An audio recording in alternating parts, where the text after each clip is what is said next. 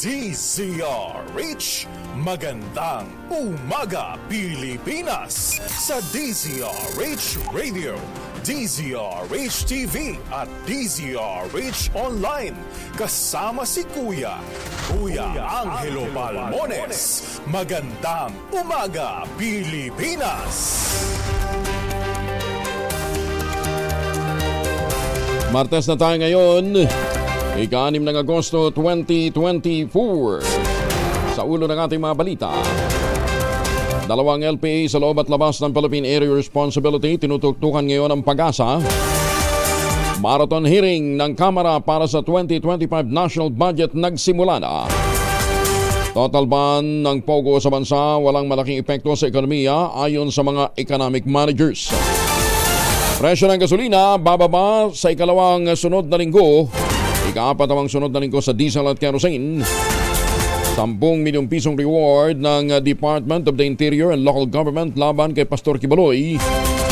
Tinapatan ng pastor ng 20 milyon pesos. Sa panto-supply ng karneng baboy, tiniyak ng DA sa kabila ng outbreak ng African Swine Fever sa Batangas. Kasama pa rin natin ang buong radyo natin FM nationwide, ang ating mga action radio station sa Luzon, Visayas at Mindanao. 91.7 BNFM Radio sa Cebu at 94.3 FM sa Jensan. Bagong balita, bagong impormasyon. Kasama si Kuya Angelo Palmones. Magandang umaga Pilipinas. Sa detalye ng ating mga balita, isang low pressure area ang namataan ng pag-asa sa labas ng Philippine Area of Responsibility. Dahil dito, sinabi ni Robert Madrina ng Pag-asa, dalawang LPA na ang kanilang binabantayan ngunit wala pa itong magiging direktang epekto sa bansa. Maliit din ang tsansa na maging bagyo sa susunod ng 24 oras. Ayon kay Madrina, ang unang LPA na nasa loob na ng PAR ay huling namataan sa layong 1,155 km silangan hilagang silangan ng extreme northern Luzon.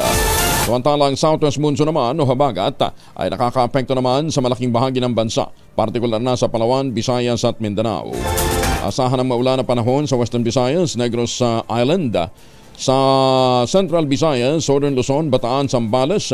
Epekto pa rin yan ng habagat. Nagsimula na kahapon ng deliberasyon ng mababang kapulungan ng Kongreso sa panukalang 6.352 trillion peso national budget para sa 2025. Kasabay nito, tiniyak ni House Majority Leader at Zamboanga Representative Manuel Jose Manix Dalipe na magpapatuloy pa rin ang investigasyon ng Kamara sa iba't ibang mahalagang issue. Kabilang na dito ang pagtalakay ng mababang kapulungan sa mga bagong gusali ng Batasang Pambansa Complex para magamit ng mga komite sa kanilang mga pagdanig. Ganyan din ang investigasyon ng Kamara sa Duterte War on Drugs at mga krimeng iniuugnay naman sa Philippine Offshore Gaming Operations o POGO. Tiniyak naman ang mga economic managers ng pamahalaan na walang masyadong epekto sa ekonomiya ang pagsasara ng mga POGO sa bansa. Ito ang naging tugon ni NEDA Secretary Arsenio Balisacan at Finance Secretary Ralph Recto sa naging tanong ni Bulacan Representative Salvador Pleito sa deliberasyon ng 2025 proposed national budget. Ayon kay Recto, bagamat bumaba ang presyo ng real estate at na office spaces, mas makabubuti sa bansa ang tuluyang pagkawala ng mga POGO. With the impending exit of POGO in the country, meron ba bang tayong estimate kung gaano bababa, yung biglang pagbaba, ang presyo ng mga property kung saan meron tayong mga POGO sa bansa? Meron mga pagsisiyasat tungkol dyan at siguro palagay ko more on the office spaces, meron din mga subdivision na may mga POGO. So posible magbababa ng presyo ng real estate ng konti. Pero palagay ko in the long run, mas makakabuti para sa ating ekonomiya. I don't think that we should be relying on POGO. Sa panig naman ni Secretary Balisacan, sinabi nitong ang POGO ay kumakatawan lamang sa less than 1% ng GDP ng 2023 habang sa real estate naman ay nasa 11% ang space occupancy ng POGO. Sinabi ni Balisacan na gumagawa na ang pamahalaan ng growth valuable alternatives ng business process outsourcing para pumalit sa mga office spaces na inuokupa dati ng mga pogo. Umarangkada na ang kakarampot na bawas presyo sa mga produktong petrolyo sa bansa. Magkakahiwalay na advisory ng mga oil company, may tapyas presyo na 10 sentimo kada litro ang gasolina, 20 sentimos naman ang diesel habang 45 sentimos ang kerosene. Ito ang ikalawang linggo ng rollback sa presyo ng gasolina habang ika-4 na sunod na linggo naman sa diesel at kerosene.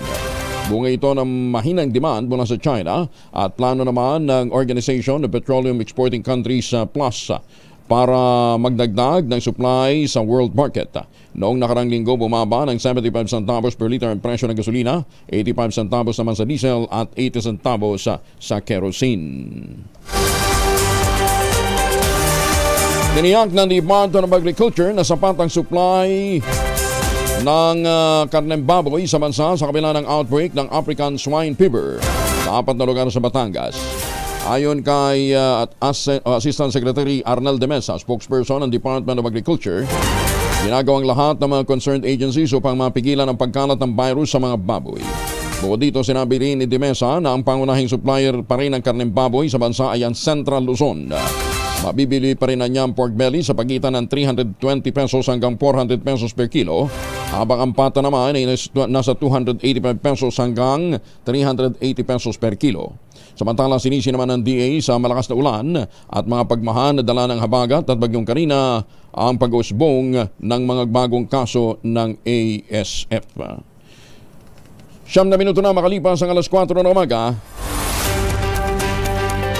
Dinoble ng kampo ng puganteng si Pastor Apollo Quiboloy ang 10 milyong pisong patong sa ulo nito para matukoy ang mga nag-aambagang pribadong individual upang maaresto ang pastor. Ayon kay Attorney Israelito Torion, merong inaalok na 20 million pesos ang mga opisyal ng Kingdom of Jesus Christ sa sinumang makatutukoy kung sino-sino ang pribadong individual na sinasabing nagbigay kay Interior and Local Government Secretary Benor Abalos ng donasyon para madakip si Quiboloy. Naniniwala kasi ang kampo ng pastor na labag sa batas ang pagtanggap ng pera ng public official mula sa mga pribadong tao. Ayon kay Attorney Torion, alinsunod sa Republic Act 6713, Section 7D. Ang sino man pampublikong opisyal o empleyado ay hindi dapat magsulisit o tumanggap ng pera, direkta man o hindi, sa o anumang mga regalo, gratuity, pabor, entertainment, utang o anumang monetary value mula sa kahit na sino. Interesado rin na niya ang mga opisyal ng Kingdom of Jesus Christ sa malaman kung ano ang ikinagagalit ng mga naturang pribadong individual kay Pastor Quiboloy at kung ano ang kanilang pakay sa kung bakit may transaksyon na may ito kay Secretary Abalos at kung sino ang mga nagbabalak na pumatay sa pastor. Oy mga misis! Pwede po tayo mag-laundry day today, ha? Mga misis, mga mamis, kunot noo ka ba kapag makapit, madikit at malupit ang mantsa? All you need is pride. At manaman pahirapan ang self-con sa pride, easy at worry-free ang laundry. Sa triple stain away formula, tanggal ang matitindi mantsa based on test sa chocolate, mud and sabon and cotton. Gawa po ito ng ACS. Bagong balita, bagong impormasyon, kasama si Kuyang Angelo Palmones. Magandang umaga, Pilipinas! Hindi pa rin nagbubukas ang school year 2024-2025 sa 42 pampublikong paaralan. Ayon naman dito sa Department of Education. Kasunod ito ng pagbaha na dulot ng malakas na ulan dala ng bagyong Karina na nagpalakas sa habagat. Ayon kay Dennis Legaspi, Media Relations Chief ni Education Secretary Sani Angara, dapat sana informal nang nagbukas ang mga klase kahapon sa lahat ng mga paaralan na naudlot ang school opening noong July 29. Pero 47,880 na mga paaralan lamang ang na naapektuhan ng pagbaha ang nakapagmalik eskwela kahapon, habang 42 sa mga paaralan naman mula sa Malabon City ang suspendido pa rin ang school opening dahil pa rin sa baha. Samantala, umabot naman sa mahigit 23.8 million na mga estudyante ang nakapagpatala para sa school year 2024-2025 at posible pa itong madagdagan. Muna, congratulate ko na muna muli yung ating pong Mga dating estudyante yun po sa UP Diliman, ano ha? Nadagdagan, akala ko si Steffi Ramos lamang at saka si Michiko Panaran ang graduate sa College of Law ng UP Diliman. Aba, pati pala si Chino Mindiola, no ha? Ayan ha, yan yung tatlong magkakabarkada na mga dating estudyante dyan po sa UP Diliman. Ha? Congratulations, Chino Mindiola, and looking forward sa inyo namang pagpasa sa bar examination. Umapila si Senator Amy Marcos sa gobyerno na ponduhan ang malalaking foreign assisted project para sa flood control ng bansa. Dismayada ang senadora na zero ang Department of Public Works and Highways sa foreign assisted project simula 2023 hanggang ngayong taon. Ayon kay Senator Marcos, dapat ilaan dito maski 10% o hanggang 30% ng pondo, lalo't lahat na niyan dambuhan ng proyekto ng Department of Public Works and Highways ay foreign assisted. Nakapagtatakaan niya na tila iniis na bito ng pamahalaan pero pinaglalaanan ang mga walang saysay, patsi-patsi at maliliit na mga proyektong pang-flood management. Ipinunto pa ng Senator Amy na panahon na upang atupagin ng gobyerno ang mga foreign assisted, lalo't nalubog sa baha ang Metro Manila at iba pang mga lugar nang manalasa ang Super Typhoon Karina at Habagat. Muling napatanong si Senator Marcos kung saan napupunta ang bilyones na pondo para sa flood control samantalang wala naman palang master plan ng gobyerno. Matatandaan na isinusulong ng kapatid ng Pangulo na maimbestigahan kung anong nangyari sa halos 420 billion pesos na flood control budget na inilaan ng Senado at ng Kamara. At naawa ako kay Secretary Bonoan kahapon kasi sabi niya, yung 5,500 na binibida ni Presidente nung SONA, itig maliliit daw yun. Sabi ko, ano nangyari dun sa mga malalaki para sa 18 waterways natin, yung mga river basin, nauna na dyan, yung Cagayan, the biggest river in the Philippines, ano, sa katabi natin. Abay, sabi niya, sa totoo lang, wala kaming pera sa foreign assisted. Lahat ng malakihan natin project, foreign assisted. For the first time, last year, 2023, at saka this year, zero budget ang foreign assisted. Yun ang talagang nakakadismaya kasi maliliit na nga, patsi-patsi na nga, wala pa tayong nakikitang malawakan, malaking project in the future. Tapos pag meron pang implementang foreign assisted project, halimbawa dyan sa Quezon City, meron pang isang swapang na congressman, aba nung una humihirit ng 3%. Porket malapit ang eleksyon, ginagawa ng 10%, hindi lalong nauunlot yung project. Ay, sus, may Ginoo. Ito dapat tamaan ng kidlat eh. Itong ganitong klase ho ng mga politiko na hinaharang ho ang mga implementasyon ng mga proyekto kapag hindi ho sila nakakakulimbat. Umabot naman ng 500 supporter ng Public Utility Vehicle Modernization Program ang nakiisa sa ikinasang Unity Walk laban sa pinangangambahang tuloy ang pagpapatigil sa programa. Kasunod dito ng paglagda ng 22 senador sa resolusyong pansamantalang suspindihin ang modernization program. Ayon sa Manila Police District, nagmarcha ang mga relista sa Welcome Rotonda, Quezon City, patungong Ligarda Street sa Maynila. Sigaw naman ito ang kahandaang sumunod sa programa pero ikinalilito nila ang biglaang kagustuhan ng mga senador na ito'y masuspinde dahil lamang sa kahilingan ng ilang sektor. Inaapela rin ang grupo sa gobyerno na aprobahan ang pondo para sa modernization program. Itigil ang pagbibigay ng extension para maiwasan ang pagkantala ng implementation ng programa. Kabilang sa nakalahok sa Unity Walk ang mga miyembro ng San Pedro Transport Corporation, Lingayen Dagupan Transport Corporation, Pandacan Transport Services, Magnifica Transport Cooperative, Navaliches Balintawak Blumentree Transport Cooperative, Rizal Marshall, ang Peryoda, Pasang Mazda at iba pa. Mahalaga ang suporta ng Pangulong Bongbong Marcos Jr. sa Public Transport Modernization Program. Ito naman ang binigyan diin ni National Federation of Transport Cooperatives Chair Ed Comia sa gitna ng isinusulong ng mga senador na pansamantalang pagsuspende sa programa. Malaking bagay ito lalo pat isang programa naman ito na hindi pa gaanong stable.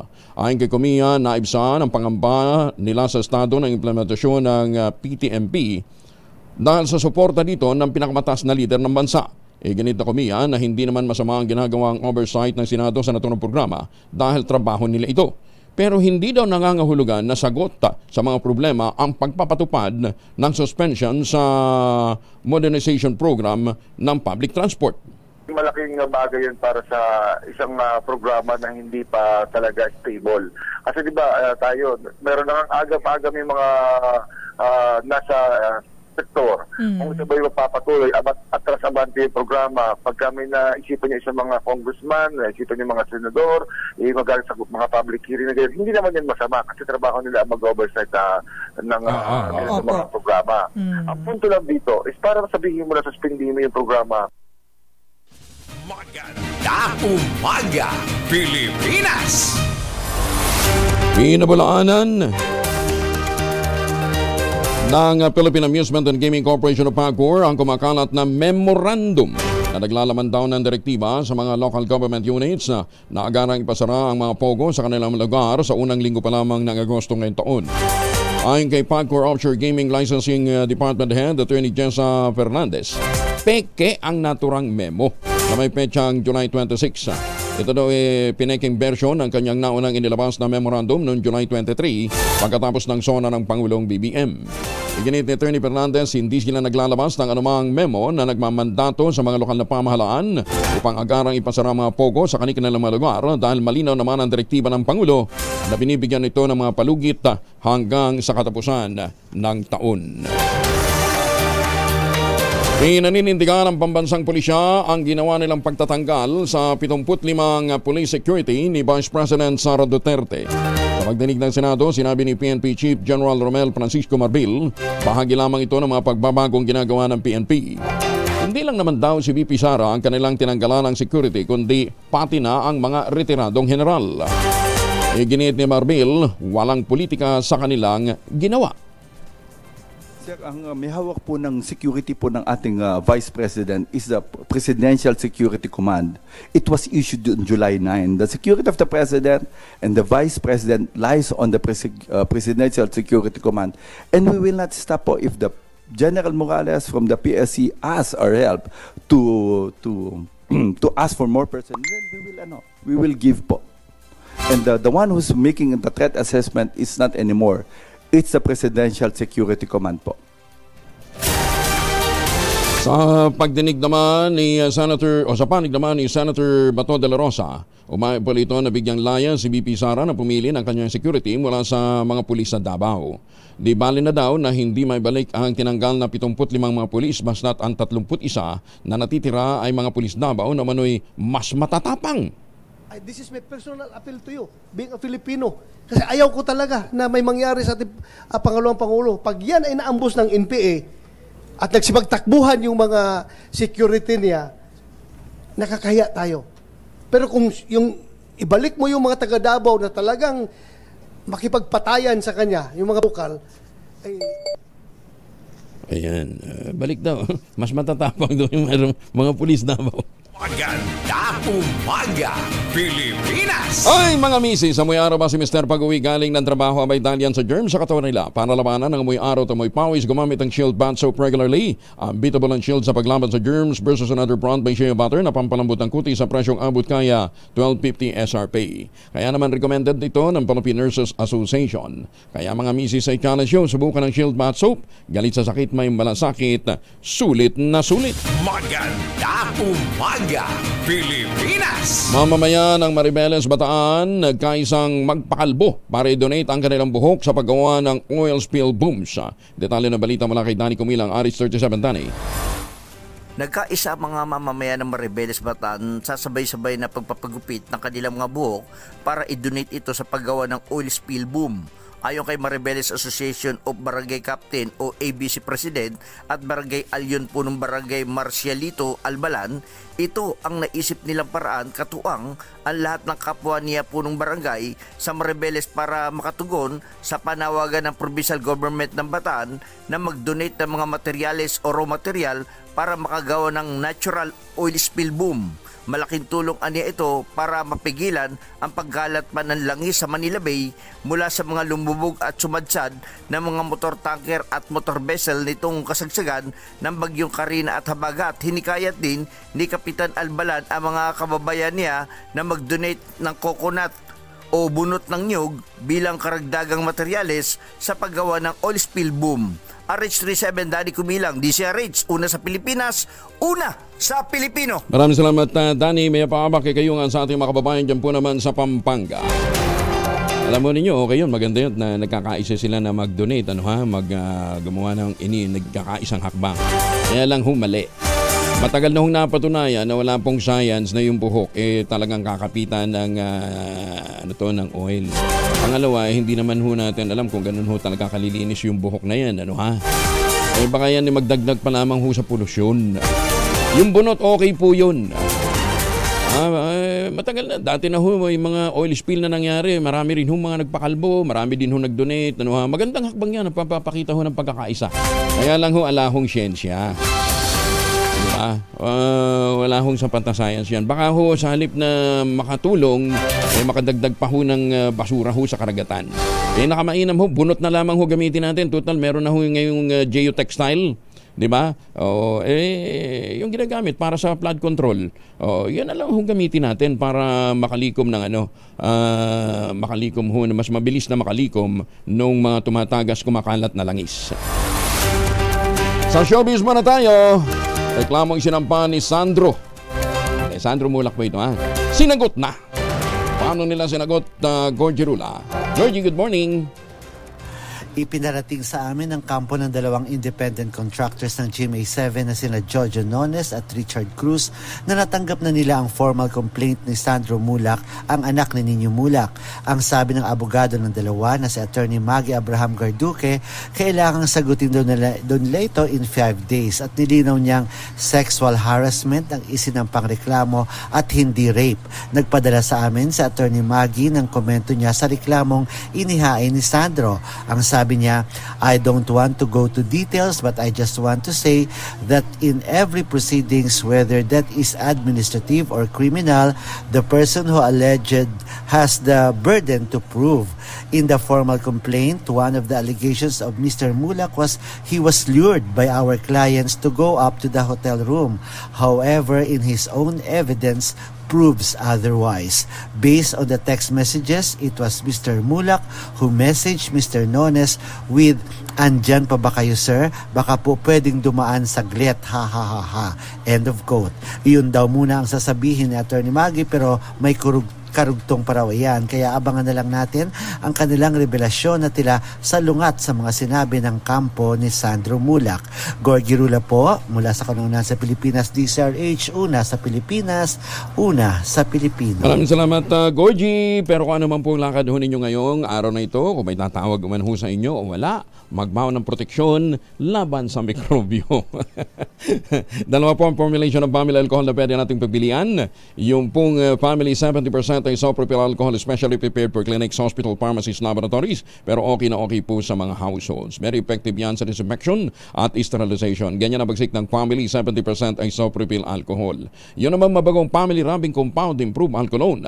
Ayun yung mabangong isopropyl alcohol na ginagamit po ng mga masahista, mga barbero, mga doktor, mga nurse, mga kabadrona for sponge bathing and other cleansing purposes. Family rubbing alcohol parang DCRH, subok na sa mahabang panahon, mabibili sa namang butik at convenience stores nationwide. Family rubbing alcohol, hindi lang pampamilya, pang sports pa. Magandang umaga, Pilipinas! 32 anyos na single mom nagbigti sa loob ng inuupahang bahay sa Aluminio City dahil naman sa depression. Ako, depression talaga. Ang dami hong inuutang na buhay nito. Detalye na balita mula kay Freddy Pajardo, RH38. Masantos siya kabasanid si Kaimin sa ating mga kababayan dyan po sa Pangasinan. Freddy. Wala ng buhay ng matagpuan na nakabiting katawan ng biktima na kinilalang si Christine Rodrigo Pagaraan, 32 anyos, single mom, tubong Davao City at kasalukuyang nangungupahan ng bahay sa barangay Tangkarang, Alamino City. Sa ulat ni Alamino City Chief of Police Lieutenant Colonel Bernabe Ramos, nabatid kay Justin, 14 anyos, anak ng biktima na nasa barangay Pugo siya nang tawagan siya ng 6 na taong gulang na kapatid niyang babae at sinasabi na nagkulong sa kwarto ang kanilang ina, kaya't nagmamahal nagmamadaling umuwi si Justin at nagpatulong sila sa mga kapitbahay na sa pilitang buksan ng kwarto kung saan ay tumambad ang nakabiting katawan ng ina. Nadala pa ito sa Eastern District Hospital sa syudad kung saan ay idineklarang dead on arrival ng attending physician. Nakapag-post pa sa kanyang messenger ang biktima bago ito magpatiwakal na naglalabas ng mga sama ng loob at labis na depresyon sa buhay. Ito si Freddy Fajardo, Aris 38, nag-uulat para sa DCRH, una sa Pilipinas. Maganda umaga, Pilipinas! 27 na makalipas ang alas 4 na umaga. Kinilala naman ni Senator Bongo ang mahalagang papel ng mga educators sa paghubog ng mga future generation at potential leader ng bansa.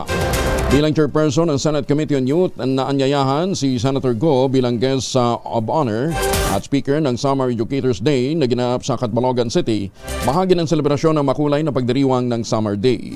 Sa kanyang talumpati sa harap ng 1,000 principal at mga teacher na nagtipon sa Tandaya Hall, sinabi ni Senator Go na malaki ang naging sakripisyo ng mga principal para matiyak na maayos ang edukasyon na naibibigay sa bawat paaralan na kanilang pinamamahalaan.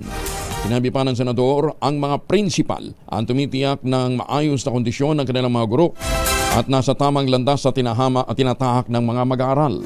Naniniwala din si Senator Go na ang mga principal ay may angking kakayahan na magdala ng pagbabago sa bawat desisyon na kanilang ginagawa. Sa bawat estudyanteng kanilang ginagabayan, nag-iiwan sila ng marka sa buhay ng mga mag-aaral. O nga naman, alam ho ninyo ang mga guro, lagi ho nating tinitingala. Lalong-lalo na yung mga naging teacher natin nung pong elementary school. Kasi kung hindi ho sa kanila kapag matandaan dyan yung ating mga magulang, sila ho yung unang nagturo ho sa atin kung paano magbasa, sumulat, at magkaroon po ng pag-unawa sa mga bagay na ating binabasa. Proud na proud ang mga kapamilya ni Carlos Yulo sa pagkakasungkit nito ng 2 gintong medalya sa men's gymnastics sa Paris Olympics. Sa eksklusibong panayam ng DCRH, ama ni Kaloy na si Kagawad Mark Andrew Yulo ng Barangay 711 ng Liberista, ikinuwento nito ang labis na pagpupuyat nila para matutukan ang lahat ng laban ni Kaloy. Masaya po kasi hindi namin expect na parang naging Asian game ang laro ni Kaloy sa Olympic ngayon. Parang nawala yung kaba. Masaya po. Magaling. Napuyat kayo kagabi? Opo, puyat. Ilang araw kaming puyat. Kasi kada laban naman yan, talagang pinagpupuyatan at pinagdarasal. Para lang magabayan si Kaloy. Kita ninyo Nakausap din ng DCRH ang lolo ni Kaloy na si Mang Rodrigo. Nagkwento naman na nagsimula ang pagkakadiskubre sa talento ni Carlos nung ito'y 7 taong gulang pa lamang. Ayon kay Mang Rodrigo, dinig na dinig sa kanilang lugar ang naging hiyawan ng mga kapitbahay, lalo na sa 2 gintong medalya na napanalunan ni Kaloy. Isinusulong ng mga senador na mabigyan ng Senate Medal of Excellence si Carlos Yulo matapos na masungkit ang 2 gintong medalya sa 2024 Paris Olympics. Ito ay sa pamamagitan ng inahaing Senate Resolution number 1105, 1106 at 1108 ni Senators Joel Villanueva, Francis Tolentino at Juan Miguel Zubiri. Sa resolusyong inihain ni Villanueva, sinabi nitong itinataguyod ni Yulo ang bandila ng Pilipinas. Sa nakamit nitong tagumpay at nararapat lamang nabigyan ng pinakamataas na pagkilala ng Senado ang kanyang world-class talent, determinasyon at commitment. Binigyan din naman ni Senator Tolentino sa kanyang kaparehas na resolusyon ang pagiging kauna-unahang Pilipinong atleta ni Yulo na nakasungkit ng 2 ginto sa larangan ng Olympics.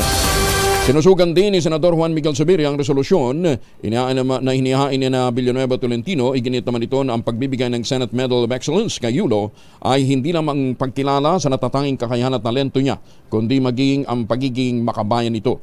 Nabatid na ang Senate Medal of Excellence ay ginagawad para kilalanin, bigyan pugay at parangalan ng mga Pilipino na nagpamalas ng katangi-tangi serbisyo, tagumpay at kontribusyon sa bansa. Itinuturing naman ni House Speaker Ferdinand Martin Romualdez na once in a century ang Pilipinong atleta na si Carlos Yulo sa larangan ng gymnast. Ayon kay Romualdez, hindi lamang karangalan kundi kagalakan ang inihatid ni Yulo sa bansa matapos makahakot ng 2 gintong medalya sa 2024 Paris Olympics.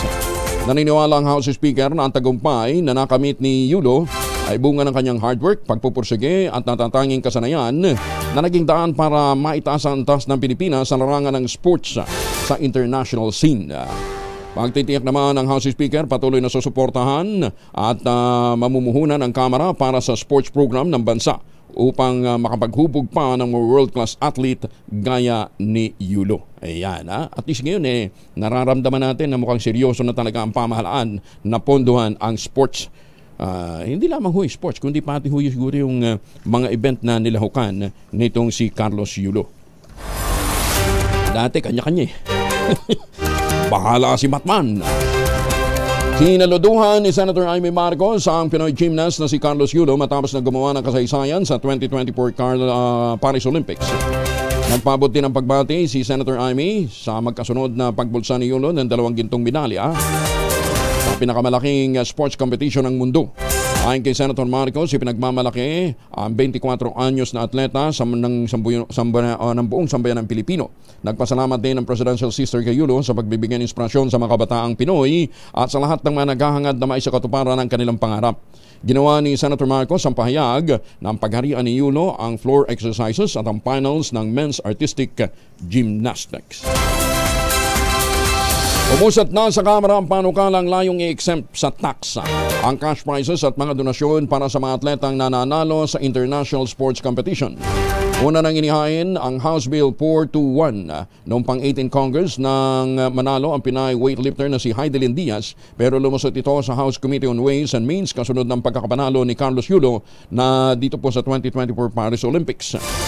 Ayon kay Albay, 2nd District Representative Joey Salceda, ang chair ng Committee on Ways and Means, sa ilalim ng panukala, hindi lamang ang premyo at donasyon matapos ang kompetisyon, kundi pati na rin ang mga donasyon 1 taon bago sumabak sa laban ang maaaring ma-exempt pa.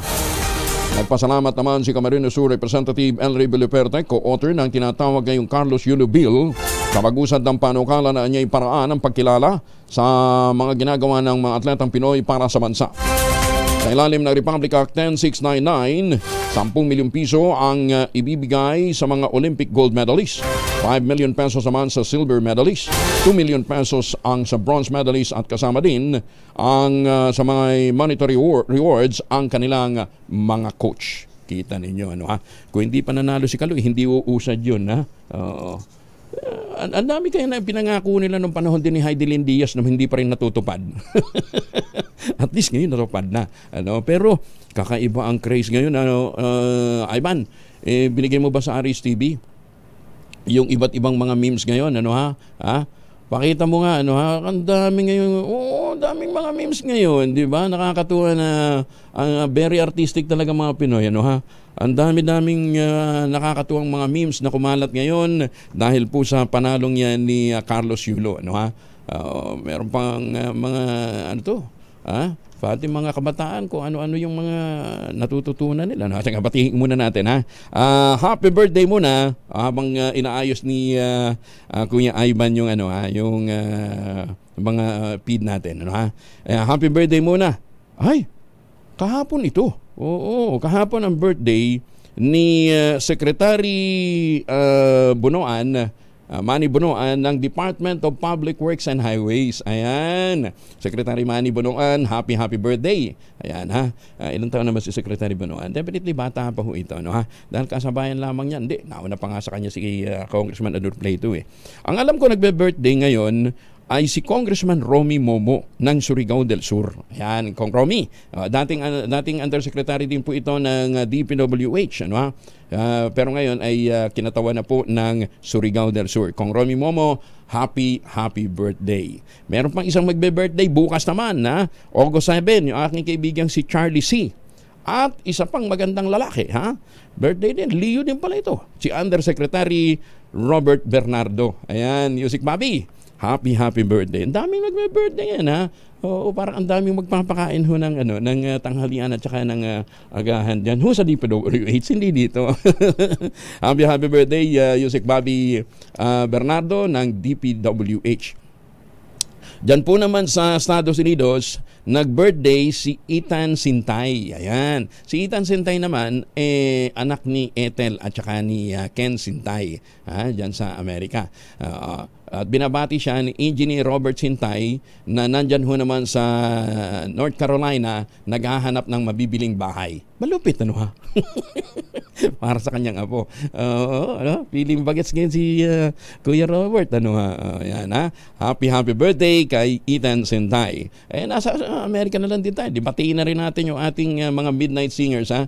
Yung mga midnight singers natin. Uy, Boss Manny de la Peña, pagaling ho kayo, ha? Nag-aalala sa inyo si Tita Cora. Magandang umaga kay Sir Art at kay Ma'am Linda, gayon din sa kanilang lead singer na si Junior Bao at si Ma'am Loy. Yan, ha? Happy viewing ho sa inyo dyan sa Estados Unidos. Ayan, ha? May na-miss pa ba ako? Wala na. Ayan. Ito pala. Happy birthday kay Genevieve Abuan ng DCRH News Center. Itong magpapabreakfast ngayon. Ayan, ha? Happy birthday sa lahat ng mga nagdiriwang ng kanilang kaarawan. Umaga, Pilipinas! Alam ba ninyo na meron ng National Academy of Sports dyan po sa New Clark City sa Tarlac? Ayan, ha? Ito ho mga pasilidad na nabuo din po alinsunod ho sa pinagtibay ng mga batas ng ating mga senador at kongresista para magbigay ng scholarship program dun ho sa mga may natatanging kakayahan para maging sportsman. Kaya doon ho sa mga magulang na nakikinig ngayon, bukas siguro, arrange nga natin, makausap natin yung Executive Director ng National Academy of Sports. Paano ba sasali dyan? Paano ba makakapasok ang isang nangangarap na maging sportsman? At the same time, hindi nakokompromise yung kanyang pag-aaral. Kasi marami yung yung mga gustong sumabak sa larangan ng sports, nakokompromiso yung kanilang pag-aaral. Kasi mas mahabang oras ang kailangan gugulin nila tapos bibiyahe pa. Di ba? So nakokompromiso yung nila, pag-aaral. Pero dito ho, sa pamamagitan po ng programa ito ng National Academy of Sports, diyan po sa New Clark City sa Pampanga, na itutuloy nila ang kanilang academic performance, ang kanilang academic activities, at the same time, nasasanay sila sa sports na gusto nilang pasukan. Bukas, pag-usapan natin yan, para malaman ho natin kung paano ho naman papasok o sasabak o paano mag-qualify ang inyong mga anak na meron pong kakayahan o potensyal na maging sports hero. Maganda umaga, Pilipinas! Ito na yung mga memes ng mga iba na hahabol daw yan sa Olympics. Iba yan, hindi naman yan yung memes Yung iba, yung gustong gayahin si Carlos Yulo. Si Ben Tumbling. Si Ben Tumbling daw, kauna-una. Kita nyo naman yung mga loko. Talagang mga Pinoy, si Ben Tumbling daw po, ang kauna-unahang gymnast. Ben Tumbling yun nga lang, wanted siya. Yan naman iba yan. Pagka daw ikaw masamaan siyan, at sumama ka sa ang tawag doon, yung may pinapasang baton, mas malamang, mas mabilis daw takbo mo kaysa sa mga runner. Ito na. Marami yung mga gustong gumaya kay ang Olympic daw, sa sailing, ang Australia took the gold, England took the silver, Somalia took the boat. Kita ninyo, nakakatawa mga Pinoy. Ang dami nating kalokohang alam. Ito naman, gustong waiter na gustong gayahin si Carlos Yulo. Tingnan nyo kung paano mag-ayos ng kanilang ng pwesto nila. Talon-talon na ngayon. Pero at least ginagaya nila yung tinatawag natin na binabanggit ko kahapon na angular momentum. Sa prinsipyo ho ng physics yan. Ayan naman, pagkabangon. Iba na pati gupit, ginaya. Ay, sus, may mga Pinoy. Pero nakakatuwa, Ganyan ho kamasayahin ang mga Pilipino. Diba? Ang dami nating kalokohan. Lamang na lamang tayo. Basta importante, naka-gold ang Pilipinas, hindi lang isa, kundi dalawa sa gymnastics. Maganda umaga, Pilipinas! Miyembro ng Communist Terrorist Group na namasukan bilang cunning worker sa Malapatan, Sarangani Province, sumuko naman. Detalye na balita mula kay John Di Makutak, Aris 19. Assalamualaikum, John. Alaikum assalam, Kuyang Angel. Formal nang sumuko si Ebiang, miyembro ng Communist Terrorist Group at dating nag-ooperate ang grupo nito sa Malapatan, Sarangani Province. Sa impormasyon mula sa Sarangani Police Provincial Office, nagdesisyon naman si Ebiang, 41 years old, non-PSR listed, residente ng barangay sa Padido, Malapatan, Sarangani Province, na tuluyan ng sumuko dahil sa matinding pressure na kanyang nararanasan kaugnay sa pagbagsak na ng mass-based supporters sa kanilang area of operations. Sa kasagsagan ng pagsuko ng kanyang mga kasamahan, pumasok naman siya bilang canning worker sa isang planta habang naghihintay ng marching order sa iba pa niyang kasamahan. Subalit huli niya nang malaman na nagsipagsuko na rin pala ang kanyang mga kasamahan habang ang iba'y napatay sa enkwentro at siya na lamang ang kabilang sa mga natitira. Wala rin umano siyang dahilan pang makibaka dahil sa walang humpay na pagpasok ng mga programa at proyekto ng gobyerno, bitbit ang samut-saring basic services sa mga community sa mga kabundukan ng mga dati nilang supporters. Ang surrender ay kasalukuyang iturn over ng military sa Regional Intelligence Unit 12 para sa kustodiya. Ako si RH19, June Dimakutak, nag-uulat sa DZRH, una sa Pilipinas, una sa Pilipino. Shukran June, 43 makalipas ang alas 4 ng umaga. Higit naman sa 500,000 pesos na laga ng illegal drugs na sabat ng mga otoridad sa loob ng 24 oras sa Davao City. Detalye na balita mula kay June Suter mula sa Action Radio Davao. June, may buntag.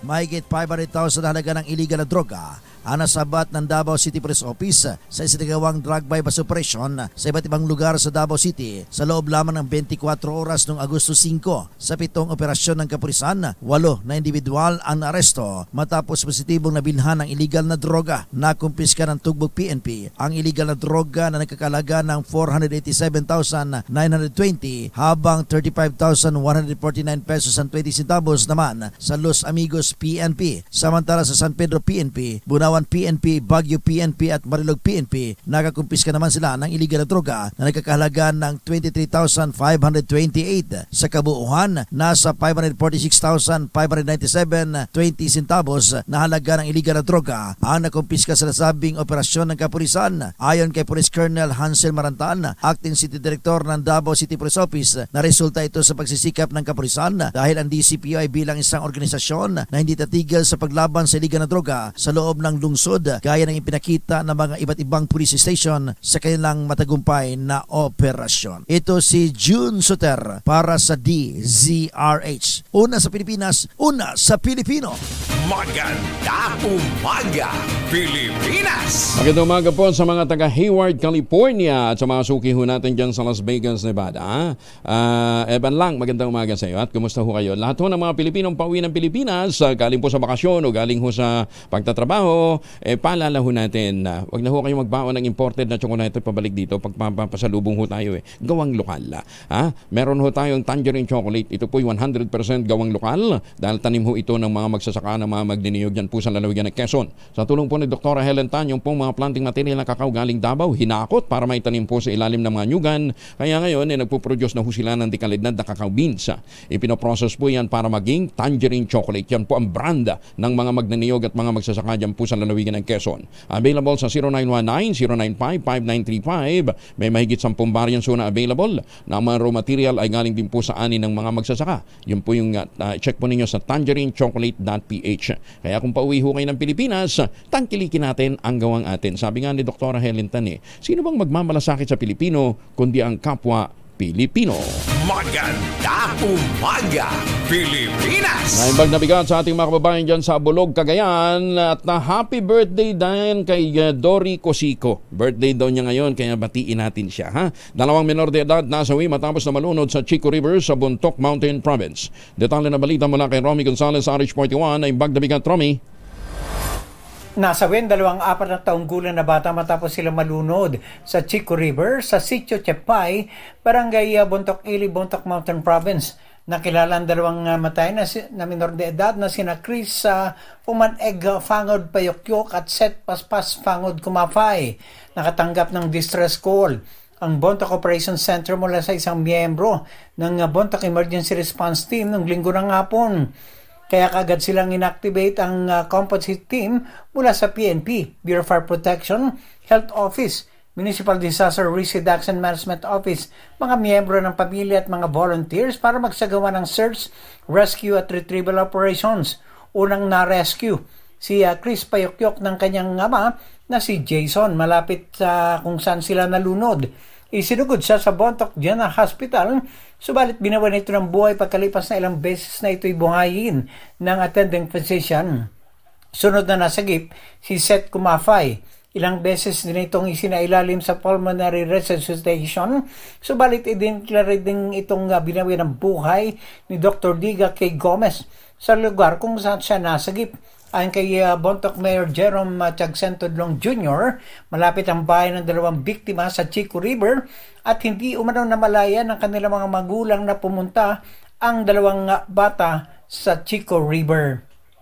Ito si RH41 Romy Gonzalez para sa DZRH. Una sa Pilipinas, una sa Pilipino. Maraming salamat, Romy. Diyos Agina, 47, makalipas po ang alas 4 ng umaga. Ay, Doc Kim Tan. Yan po sa Lucena City. Magandang umaga po sa inyo. Ha? NCCA officials nasa Tacloban para tumanggap ng project sa kultura at sining na kanilang tutulungan. Detalye na balita mula kay Jimmy Angay-Angay, RH32. Maupay nga agad, Jimmy. Mga opisyal ng National Commission for Culture and Arts ay nasa Tacloban para i-promote ang kanilang proyekto. Ito ang sinabi ni NCCA Section Head Cultural Dissemination Section Mark Grigor de la Cruz. Nasa 77 milyong piso ang pondo ng pamahalaan para sa Eastern Visayas sa naturang proyekto, lalo na sa mga magpapasa ng mga project sa kultura at sining. Isa sa mga halimbawa, ang Dula-Tula Film Showing Festivals at iba pa. Ang deadline ng application hanggang Agosto 31 sa taong kasalukuyan.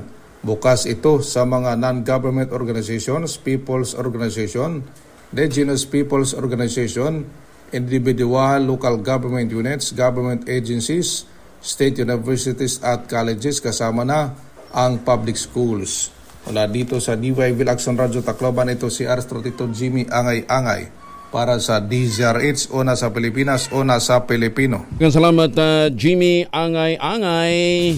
Maganda umaga, Pilipinas! 49 na makalipas ang alas 4 ng umaga, naniniwala ka bang makikita pala sa mata mo ang kanusugan ng iyong utak? Yan, ha? Kung kayo daw po potensyal na magkaroon ng Alzheimer's, ilang taon bago tumama yon, makikita na daw po sa ating mga mata. Alam po ninyo, ang August is sight-saving month. Yan, ha? Kaya mamaya, alamin nga natin kung ano yung mga pagkain nakatutulong at saka ano yung mga practices na makatutulong para mapanatili nating masigla ang ating mga mata. Sa isang pag-aaral sa Norfolk, England, lumitaw na kayang mapredict ang demensya 12 taon bago ma-diagnose sa pamamagitan ng pagkawala ng visual sensitivity. Sinasabing early indicator ang visual issues o problema sa paningin ng cognitive decline. Una umanong naapektuhan ng toxic amyloid plaques na iniuugnay sa Alzheimer's ang bahagi ng utak na may kinalaman sa paningin. Naku, Oo, dito pa naman sa Pilipinas malaking porsyento ho ng mga Pilipino ang may problema ho sa paningin. Oo. Yung bang lumilinaw lang mata kapag may nakikita ang magandang binti. Ayun. May dumaang maganda. Pero pagka ang tinitingnan na listahan ng utang, lumalabo ang mata. Nagkakaroon po ng panlalabo ng kanilang mga mata. Anyway, sinasabi nga po na early indicator ang visual issues o problema ng paningin problema sa paningin ng cognitive decline. Unang naapektuhan ng toxic amyloid plaques na inuugnay sa Alzheimer's ang bahagi ng utak na may kinalaman sa paningin. Paliwanag ng mga researchers na pipinsala ang parte ng utak na may kinalaman sa memory habang lumalala ang sakit. Kaya unang makikita sa vision test ang mga deficit sa utak. Bukod dito, may iba pang mga aspeto ng visual processing ang apektado din ng Alzheimer's disease, gaya ng kakayahang makita ang outlines ng objects o yung contrast sensitivity at ang kakayahang makita ang blue-green spectrum na naapektuhan naman ng early dementia. Ayan, Kaya importante ho na nagpapacheck up ho tayo ng ating mga mata. Ano, ha? Ang alam ko, ang Ideal Vision regularly, meron ho silang libreng pagpapacheck up ho ng mata. Hindi lang ho tuwing Agosto na sight saving month. Kaya alagaan po natin ang ating mga mata. Ang sabi nga daw po nila, sabi nga ho, di ba, nung mga dalubhasa, the eye is the window of your soul. Pero sabi naman ng kuya ko, kasi matagal na ho siyang bulag, yung kanya naman, macular degeneration naman yun. Ang sabi niya, swerte daw siya dahil maaga siya nabulag. Because he can see beyond the naked eye. Maganda umaga, Pilipinas! Ang pagpapuyat ba ay nakakaapekto ho sa malinaw na paningin? O syempre ho, dahil hindi nare-rest ang ating utak. Kaya dapat ho nag-uultabahay tayo. Ang kauna-unahang postbiotic food supplement na rekomendado ho ng mga doktor at aprobado ng Food and Drug Administration. Ano nga ba po ang ultabayo? Ang ultabayo po ay postbiotic with Lactococcus lactis strain plasma. Ito po'y matagal na inaral ng mga dalubhasa sa Japan sa pamamagitan po ng clinical trial, hindi po ng kwentong kutsero. Ang bawat kapsula po ng ultamayo ay nagtataglay ng 50 billion cells ng Lactococcus lactis strain plasma. At kapag pumasok po ito sa ating katawan, ina-activate po yung commander ng ating immune system, yung pong plasmacytoid dendritic cell. At itinataboy niyan ang mga toxin sa ating katawan. Kaya habang tayo natutulog, pinalalakas ang ating immune system, pinapanumbalik ang sigla ng ating katawan para magkaroon tayo ng panibagong lakas sa pagharap sa panibagong bukas. Ayan, ha? Kaya naaabot natin yung level ng tulog na nananaginip na ho tayo. Ayan, ha? Paginip, ha? Hindi yung bangungot. So, napaka-importante na nagkakaroon ho tayo ng magandang tulog. Kaya sa panahon ho na problema natin ang puyat, pagod at stress, meron ho tayong kasangga ang Ultamayo. Ang kauna-unahang postbiotic food supplement ng Pilipinas, rekomendado ng mga doktor, at ito po ay rehistrado sa Food and Drug Administration. No time to be weak, sabi nga nila, para maabot natin ang ating pangarap, katulad ng pangarap na ginawa ni Carlos Yulo nung siya po ay 7 years old pa lamang. Ayan, ha? Available po yan sa Mercury Drug, Amsco Drug, Passmed Pharmacy, Joann's Pharmacy at Curamed. Ngayon, kung may mga katanungan pa po kayo, pwede kayong mag-text sa 0917-110-6580. Yan din po ay halal certified. Mahalagang paalala, ang Ultamayo hindi gamot at hindi dapat gamitin panggamot sa anumang uri ng sakit. Maganda umaga, Pilipinas! Uy! Aabot naman sa 30,000 angkas drivers ang napumapasada ngayon sa Metro Manila, Metro Cebu at Cagayan de Oro City ang magiging miyembro na ng Social Security System o SSS. Ito ay sa pamamagitan ng ninagdaang Memorandum of Agreement ni na Social Security System President Chief Executive Officer Rolando Ledesma Makasait at angkas Chief Executive Officer George Ilagan Rieca. Sa ilalim ng kasunduan, iuuri bilang self-employed ang mga angkas drivers at magkakaroon sila ng access sa mga benepisyo ng SSS, gaya ng salary at calamity loan, disability, work-related na pagkakasakit at gayon din retirement benefits at marami pang iba.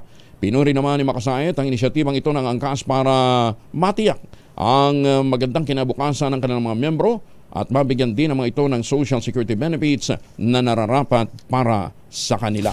Maganda umaga, Pilipinas! Overkill ang pagsisilbi ng warrant of arrest laban kay Pastor Kibuloy at yan po naman itinatanggayan ng Davao Regional Police Office. Detalye na balita mula kay Raymond Dadpa sa RH28. Raymond. Walang overkill sa pagsisilbi ng warrant of arrest laban kay Pastor Apollo Kibuloy ng Kingdom of Jesus Christ o KOJC sa Davao City. Ito ang binigyang din ni Police Brigadier General Nicolas Torre III na siyang Regional Director ng Police Regional Office 11. Paliwanag ni General Torre, hindi nahuli si Pastor Apollo Kibuloy kaya't nangangahulugan na kulang ang mga tao nila. Iginit ng General na walang ibang pinakamagandang gawin ni Pastor Kibuloy kundi ang sumuko at magpasaklaw sa batas. Maliban lamang kung sa tingin niya sa kanyang sarili ay mas mataas siya sa batas. Sa hearing ng Senate Committee on Public Order na dinaluhan ng mga tinaguriang Duterte Boys sa Senate na sina Senador Ronald Bato de la Rosa, Senador Christopher Bongo at Senador Robin Padilla, iginit na mga opisyal ng KOJC na pawang panggigipit ang kanilang naranasan sa pag-upo ni General Torre bilang Regional Director ng Davao Regional Police Office. Narito si General Nicolas Torre III ng Davao Regional Police Office. Overkill, hindi ka nahuli. Hindi ba di kulang? Di ba kung overkill yun, sana huli siya. May namatay o may nasaktan. At saka hindi siya nahuli. Di ba? Until now, he's a fugitive. He is fleeing from justice. Diyos mo naman, please. Di ba? Isa na naman ang solusyon dito. The pastor should submit himself to the jurisdiction of the court by surrendering. Unless he considers himself above the law. Pag above the law, ibang usapan na yan. Di ba? Walang Pilipino na mas mataas pa sa batas. Sinabi ng judge na dalhin niyo ang taong to sa akin para managot. Tapos ang usapan. Tapos ang pulo. Dito si RH28 Raymond Adpas nag-uulat para sa DZRH. Una sa Pilipinas, una sa Pilipino. Maganda umaga, Pilipinas! Maraming salamat, Raymond. 3 minuto na lamang bago po mag-alas 5 na umaga. At huwag natin kalimutan na para po sa mga naghahanap na magandang investment, pinakamurang ready for occupancy unit ngayon sa buong housing industry with easiest term, 5% down payment lamang. Ito pong inaalok sa atin ng Westchester Realty, yung kanilang proyektong si Vera Mabalacat, si Vera Bacolor, si Vera Prestige, at saka yung Samira. 20,000 pesos all in down payment. Pwede ka na maglipat bahay agad after 7 days ng take-out ng Pag-ibig Housing Loan. Kaya ano pang iniintay po ninyo? Ito pa rin ang pangarap na magkaroon ng sariling bahay sa presyong abot kaya. Mag-text ho kayo sa 0996-501-5555 o sa 0947-434-5555. Nasa loob mismo ng township ang eskwelahan, ang grocery, ang simbahan, ang munisipyo. Kontakin ho ninyo. At iba pong mga amenities tulad ng palengke, mga swimming pool, basta etc. Punta ho kayo doon nang makita ho ninyo. At sabi nga ni Malo Cabral, testimony ni Malo Cabral, wala hong baha na sila yung nararanasan dyan kahit humalakas ang pag-ulan. Kasi maganda ang drainage system. Ayan. Ito pa rin ang pangarap na magkaroon ng sariling bahay sa presyong abot kaya. At kung ngayon pa ho kayo bibili, may chance pa kayong manalo ng bagong kotse. Ayan. Bago ng bahay mo, bago pang kotse mo. Tawag na sa 0996-501-5555 at 0947-434-5555. Magandang umaga nga pala kay Nanay Naida ng Maynila. Mukhang talaga yung matuloy na yung kasahan mo sa Maynila. Magandang umaga po kay Nanay Naida ng Maynila. Si Secretary Naida Angpinyan. Nagpapaabot na ho ng pagbati niya sa mga taga Maynila. Patinding showdown ito pagka nagkataon. Magandang umaga din kay Mayor Hani Lacuna. Mukhang kulelat po kayo sa survey, dahil napag-iiwan din. Paano ba naman? Tingnan na naman ho ninyo nangyari sa Maynila nung siya hong manungkulan. Ay, sus, may ginoong buhay ito. Ay, magandang umaga din po kay Congressman Ador Plato, kay Justice Max De Leon ng Court of Appeals, kaagang gumising ho nito. At kay Mayor Senny Mendoza, dyan po sa Talisay, Batangas. Doc Senny, good morning. Ingat po kayo. Maganda umaga, Pilipinas! Isang minuto na lamang bago po mag-alas 5 na umaga. This time check is brought to you by ACS Manufacturing Corporation, ISO certified, maker of world-class quality Pride detergent.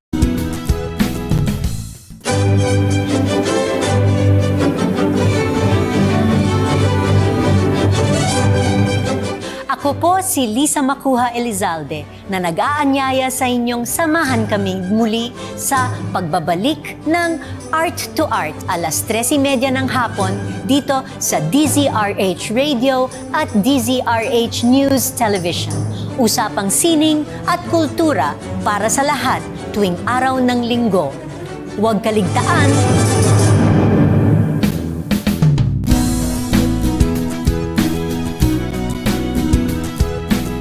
Unahan sa Pilipinas. NBC Manila Broadcasting Company. DZRH, a proud member of MBC Media Group. Alas 5 na po na umaga. DZRH, magandang umaga Pilipinas sa DZRH Radio, DZRH TV at DZRH Online. Kasama si Kuya Angelo Palmones. Magandang umaga Pilipinas! Balik tayo sa mga balita. Isinusulong ngayon sa Senado ang panukalang naglalayong tanggalin ang travel tax na ipinapataw ng gobyerno sa mga economy class passengers sa eroplano. Ayon kay Senator Rapi Tulfo, ang pag-oobliga sa pagbabayad ng travel tax bago makapag-abroad ay labag sa ating 1987 Constitution na nakapaloob sa Article 3, Section 6 ng Bill of Rights. Paliwanag ng Senador, ang pinagbabasehan ng pamahalaan ng patuloy na pagpapataw ng travel tax ay ang Presidential Decree 1183 na inilabas noong pang 1977.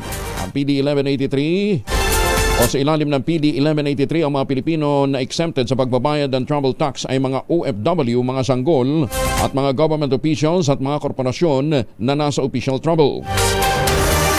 Sinabi ni Tulfo, ang chair ng Senate Committee on Public Services, nais niyang ma-repeal ang Presidential Decree 1183 upang ma-exempt sa travel tax ang mga pasahero sa economy class, pero manatili naman ang pagbabayad ng mga ito ng mga pasahero sa first at business class. Mukhang hindi uubra yan, Senator Tulfo. Class legislation yan. Kung hindi mo papatawan ng travel tax ang economy class, dapat ganun din sa first at business class. Hindi ho, ipacheck ho ninyo sa inyo pong mga abogado dahil class legislation ho ang tawag dyan. Diba? Kung i-exempt mo isa, exempt nyo na lahat. Saka ilan lang naman yung bumibiyahe na nasa business o nasa first class eh. Outstanding debt ng bansa hindi dapat na ikabahala ng publiko. Detalye na balita mula kay Manang Milky Rugunan, RH12. Manang Milky.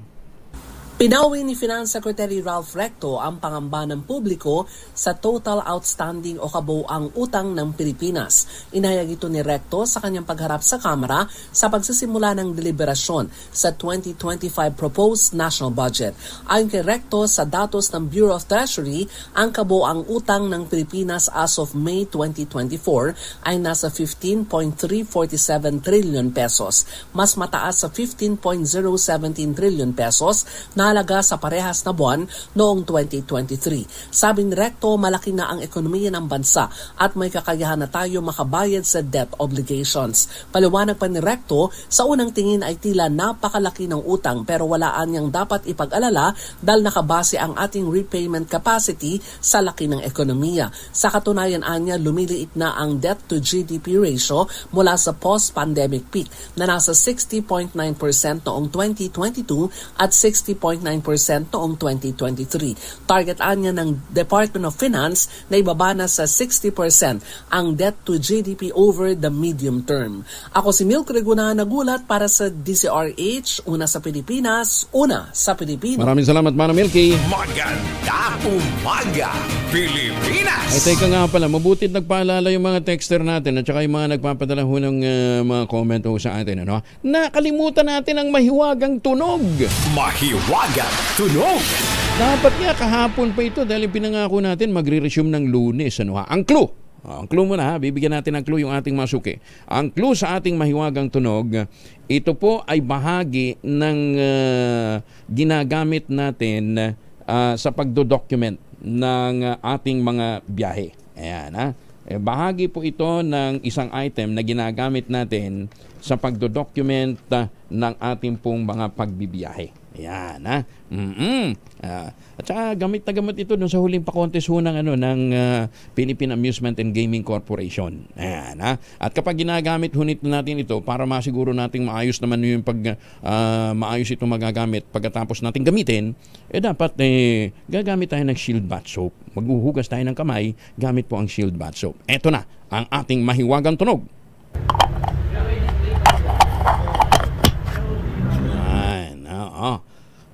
Basta bahagi yan, part yan ng isang bagay na ginagamit natin sa pagdodocument.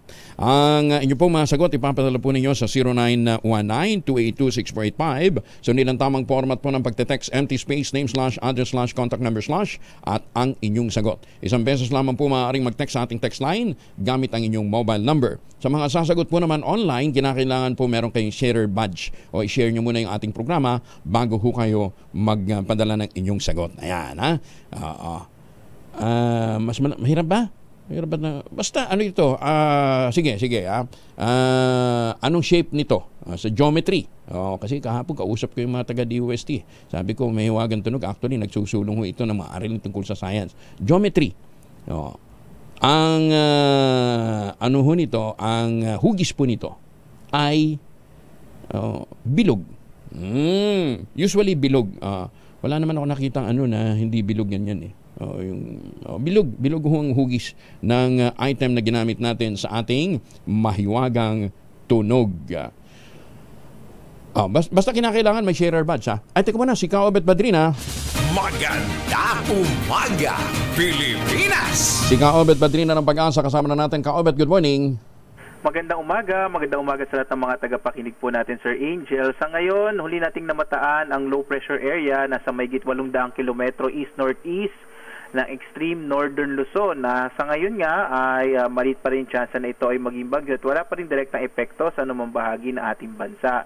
Ang southwest monsoon o habagat pa rin, Sir Angel, ang magpapaulan sa malaking bahagi naman kasama yung western Visayas, gayon din ang ilang bahagi ng Southern Luzon, partikular ng Cavite, Batangas, Occidental Mindoro at Palawan, habang may mga pag-ulan din maranasan sa Zambales, Bataan at gayon din dito sa Kamaynilaan. So today po, asahan natin ng maulap na kalangitan dito sa Kamaynilaan. Kaya mainam, magdala tayo ng mga pananggalang sa ulan. Sa iba pang bahagi ng ating bansa, mga isolated rain showers and thunderstorms naman po yung mararanasan. So AJ, wala po tayong nakataas na gale warning ngayon, no? So ligtas naman na pumalawat yung mga sakyang pandagat at maliliit na mga bangka sa mga baybayin ng ating bansa. Kumbaga, wala po tayo na-expect na malalaking alon. Maliban po, kung minsan pag may thunderstorm, minsan lumalakas po yung alon ng karagatan. Yun. So, teka muna, tinatanong nila, bandang Tagaytay daw. Kasi nitong weekend, naging maulan din dyan sa may bandang Tagaytay. Opo, malaki pa rin po yung chance ng mga pag-ulan sa Tagaytay sa araw na ito. Nako, oo. Sige, para doon sa mga bibi. Papuntang Baguio. Sa Baguio naman po, normally po kasi yan makakaranas pa rin po ng mga thunderstorm sa hapon hanggang sa gabi. Okay. So, iwasan siguro yung biyahe ng bandang hapon o gabi, ano ha? Opo, normally po kasi doon po nangyayari yung mga pag-ulan natin. Okay. Kaobet, maraming salamat. Magandang umaga po. Salamat po. Si Kaobet Badrina mula po sa Pag-asa. At muli ang ating paalala, anuman po ang lakad ho natin ngayong araw nito, huwag kalimutan magmaon ho ng proteksyon laban po sa mikrobyo. Dalawang formulation ng family alcohol na pwede nating pagpilian. Ha? Yung family 70% isopropyl alcohol, especially prepared for clinics, hospital, pharmacies, laboratories, pero okay na okay din po sa mga households. Very effective yan sa disinfection at sterilization. Ganyan ang bagsik ng family, 70% isopropyl alcohol. Maghapon man natin gamitin, no problem. Hindi po manunoy ang ating mga dahil meron po itong moisturizer. Yun po namang mabangong family rubbing compound improved alcoholone, yun po yung mabangong isopropyl alcohol na gamit po ng mga masahista, mga barbero, mga doktor, mga nurse, mga kumadrona for sponge bathing and other cleansing purposes. Family rubbing alcohol parang di siya reachable na sa mahabang panahon, mabibili sa mga butik at convenience stores nationwide. Family rubbing alcohol, hindi lang pampamilya, pang sports pa. Magandang umaga, Pilipinas! 9 minuto na makalipas ang alas 5 ng umaga. Iwala naman ang Kamara de Representantes na ginagamit nga ng mga drug syndicate sa bansa ang mga iligal na pogo para sa money laundering. Isang news briefing, sinabi ni Congressman Robert H. Barbers, ang chairman ng House Committee on Dangerous Drugs, na may direktang koneksyon ng mga drug lords at mga pogo sa Pilipinas. Ipinunto niya na may mga rehistradong korporasyon kung saan ang incorporators ay parehong incorporators din na nagmamay-ari ng warehouse na nakumpiskahan ng 3.6 million pesos o 3.6 billion pesos na halaga ng droga noong 2023. Ayon kay Barbers, magiging malaking tulong ang kanyang interlocking na incorporators para mapatunayan ang ugnayan ng mga ito. Una rito, binunyag din ni Santa Rosa Representative Dan Fernandez ang isang matrix na naglilink sa ilang Chinese national, kabilang ang dating Duterte advisor na si Michael Yang na nagpapakitang konektado sila sa pogo at drug operations.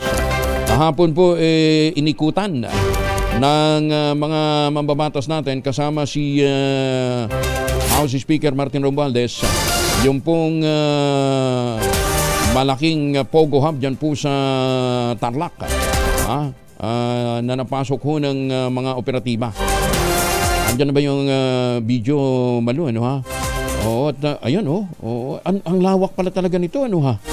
Oo, tsaka makikita ho natin na iba yung pagkaka-develop ng complex, ano?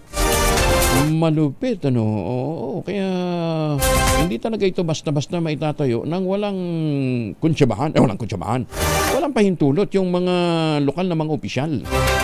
Sa tagal ba naman ang panahong nag-ooperate yan, hindi ho nila namamalaya na marami na hong mga naglipa ng mga dayuhan at talagang saradong-sarado ho yung building, ano ha?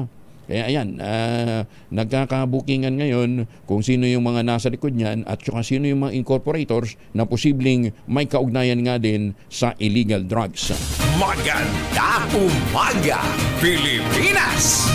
Samantala, pinareresolba ni Senator Robin Padilla sa Korte Suprema ang isyu tungkol sa kung dapat bang magkasama o magkahiwalay na boboto ang mga miyembro ng Senado at ng Kamara ukol sa pag-amyenda sa 1987 Constitution.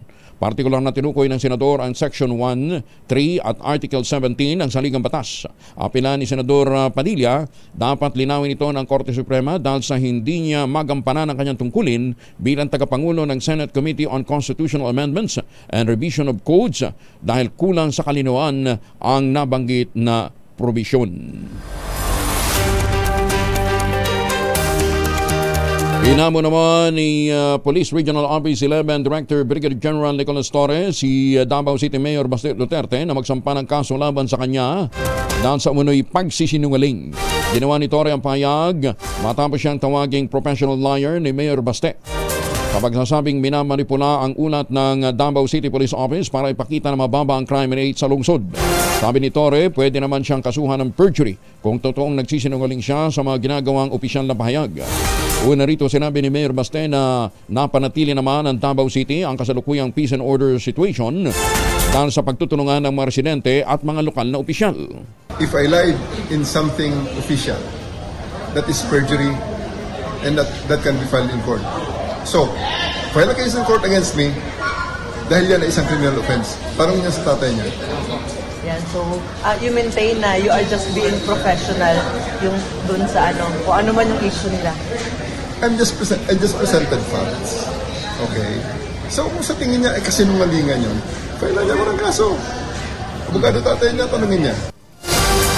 Nagugat ang mga issue tungkol sa dinoktor na ulat sa mga nangyayaring krimen sa Davao nang balasahin ang 19 na police station commander sa Davao. Ayon kay Police Brigadier General Nicolas Torre III, Direktor ng Police Regional Office 11, natuklasan kasi nila na mula sa 2 libro ng Police Blotter noong 2022 at 2023 ang misreporting sa mga krimen para maikuble ang totoong crime status ng Davao. Gaya na lamang niya ng insidente noong March 2 na iniulat ng isang nagangalang Jessica Gallegos Jawa na 29 anyos. Batay sa ulat ni Jawa, isang dark blue na sling bag na naglalaman ng kanyang wallet, debit card at ID ang nawala at pinaniniwala ang ninakaw sa B Plaza malapit sa isang food chain. Pero sa halip na iulat bilang theft, inilagay lamang sa police report na lost item at for recording purposes lamang. Sinabi pa ni Torre, marami sa kanilang mga nabasa ay for record lamang, ibig sabihin, hindi maisama sa crime statistics ang insidente.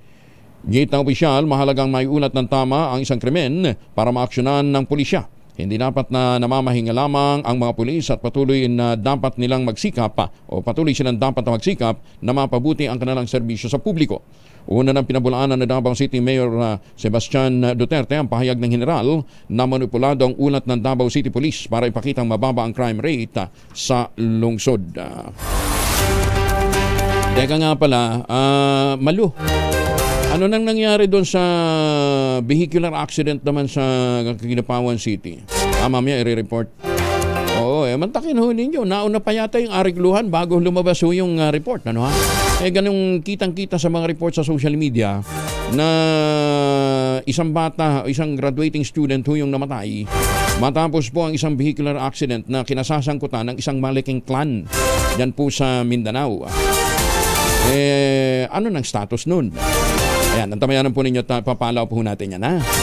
At para ho sa mga may lakad ngayong araw na ito, may lakad, pauwi wala, papunta ng Pilipinas, ano ha?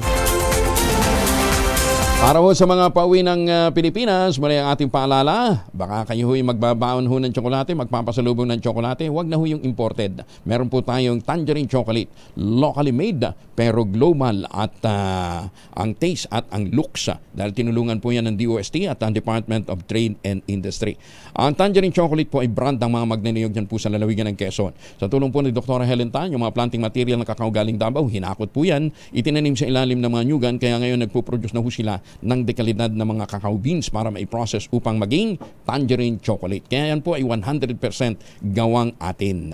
Available sa 0919-095-5935. Ngayon, dun ho sa mga gustong bumili online, tangerinechocolate.ph. Diyan din nyo mati-check yung 10 variants ng tangerine chocolate ng mga raw materials ay gani din po sa ani ng atin pong mga magsasaka. Ayan, ha. Tandaan po natin na ang tangerine chocolate ay gawang lokal, gawang atin. Kaya nga sabi ni Dr. Helen Tan, sino bang magmamalasakit sa Pilipino kundi ang kapwa Pilipino? Kaya sa bawat tangkilik ko natin ng tangerine chocolate, pinalalakas natin ang loob ng mga magsasaka, pinasisigla natin ang ating lokal na ekonomiya. Tangerine chocolate, gawang atin. Magandang umaga, Pilipinas! 17 na makalipas ang alas 5 na umaga. Ang grupo po ni Sherwin Alparo ay papunta dyan ngayon sa Barangay Ugong, Pasig.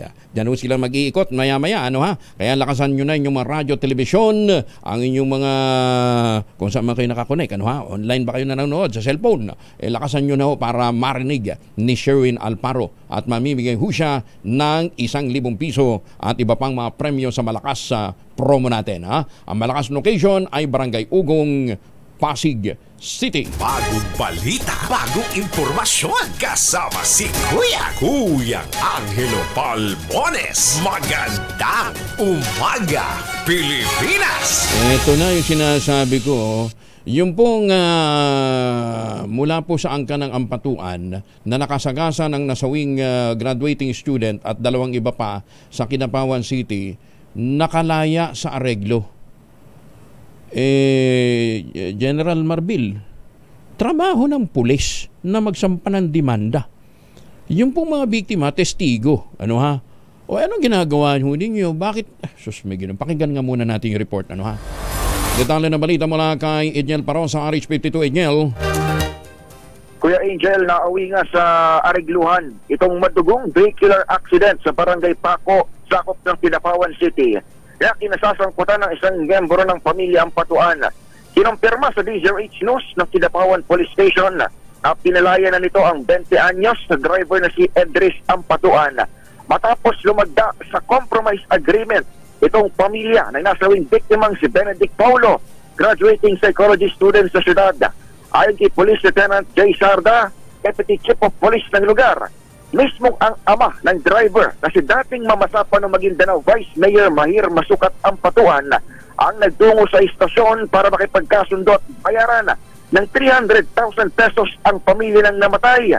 Tumagal po umano ng 2 araw itong arigluhan bago tuluyang nakalabas ng kustudiya ng pulisya ang nakababatang Ampatuan. Nangyari ang insidente ng mabundol ng mabilis na Nissan Terra. Ang likuran ng sinusundan nitong tricycle, lula naman si Paulo at 2 pang sugatan na biktima. Sabi ng Kidapawan Police, naareglo maging ang mga nagpa-hospital, makaraan sila rin ay mabayaran ng pamilya Ampatuan. Samantala, itinanggi naman ni Police Lieutenant Sarda na may tangkang hit and run o tinangka ng driver na tumakas sa insidente gaya ng mga usap-usapan sa social media.